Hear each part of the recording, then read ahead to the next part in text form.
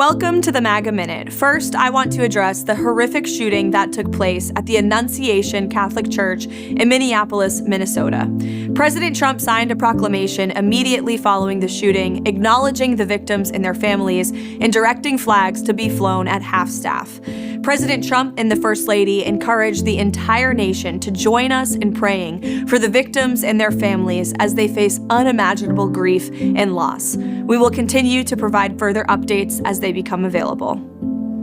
Also this week at the White House, President Trump held a 3-hour and 17-minute-long cabinet meeting, setting a record for the longest televised event in presidential history.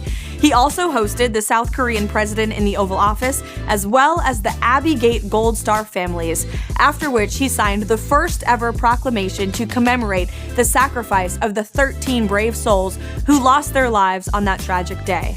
President Trump also signed an executive order to protect Americans by ensuring federal policies and resources are not used to support cashless bail policies across the nation, which have been a complete and total disaster.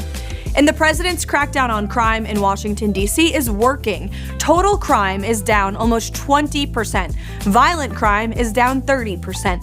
Carjackings are down 67%. Homicides are down 40%. And robberies are down 40% right here in our nation's capital. The Dow Jones reached a record high, and the Congressional Budget Office, often partisan and left-wing, was forced to admit that tariffs will reduce our nation's deficit by $4 trillion. This Labor Day, gas prices are projected to be at their lowest in half a decade.